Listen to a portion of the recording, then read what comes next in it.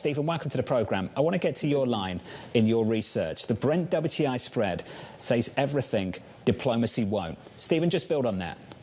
Yeah, absolutely. Thank you. So the Brent market is now the benchmark for the seaborne trade in oil. And this is the market that is pricing the conflict, is pricing the war, is pricing the shortages that we are seeing. The WTI market prices optionality, prices optimism. It's a landlocked contract. It's a futures contract. And like every futures contract, it derives its value from a physical asset.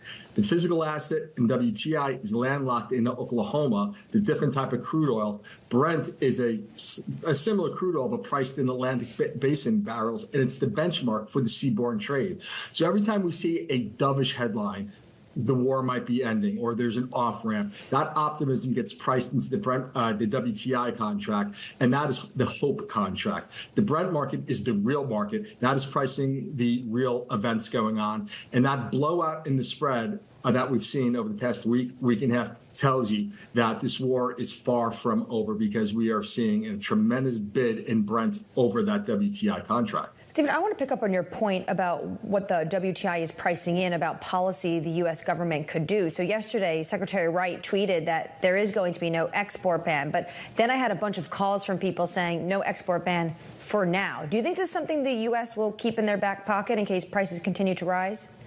Absolutely. Now, let's be clear, an export ban would be catastrophic for U.S. oil production, because all it would do is pent up more supply here in the United States of oil we don't necessarily use. So we don't have a use for it. So we're not going to burn it. So the inventories will just build. And as those inventories build, there's no place for new production to go. So ultimately, it's a catastrophic move for production. And I think it appears that the White House got that message. But you never know. It does make a nice headline. So we could potentially see it. It's a political tool. It's not an economic tool. So certainly there is that potential. And clearly, with the way the Brent market has gone, we've gone from a $5 premium Brent over WTI at the start of this week to now it's upwards of $13 to $14. So we've tripled that premium. So clearly the market is skeptical that an export ban is not off of the table. Stephen, do you even think Brent right now is pricing in really what is going on in the region? When you look at Oman futures, I think yesterday they blew past $170 a barrel. That's more tied to the physical barrels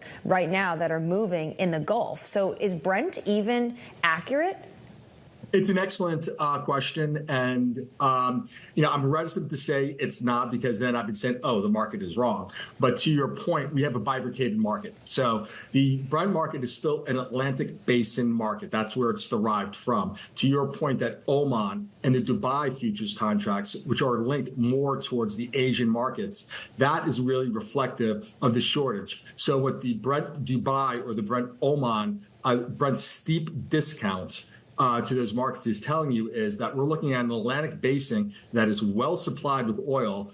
The problem is in Asia, where all that oil is still blockaded up in the Strait of Hormuz. Those are, so your refineries from India over through Japan up through South Korea are bidding for that oil, and hence why we're getting such a huge disconnect between the two markets. So to answer your question, Brent is certainly disconnected. It's more connected, as we've said, relative to WTI, but actually where the shortage is, where the physical shortage is represented in the Oman and Dubai markets, clearly, again, that is another telltale that this war is far from being resolved in any sort of positive manner. Stephen, that's the reality for Asian importers, buyers of that crude, of that Exactly. physical asset. Do you think this market's taking too much comfort from the futures curve?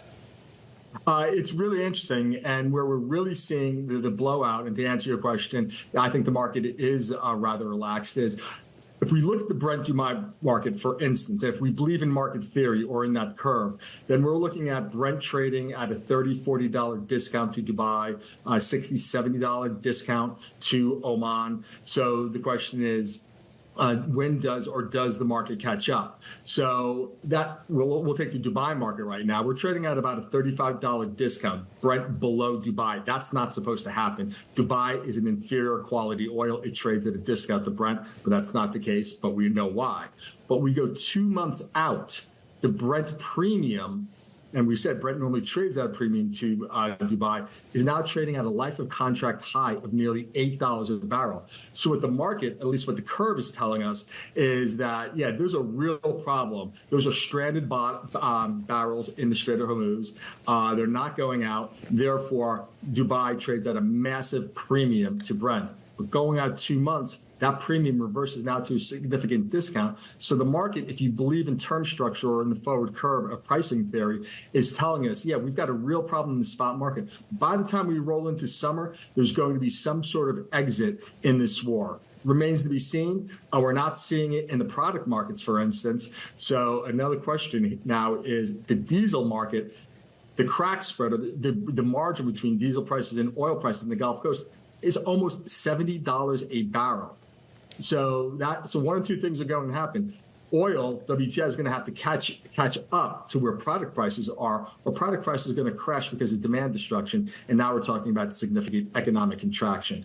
But the here and the now is that the spread is telling us significant shortage in the spot market prompt month.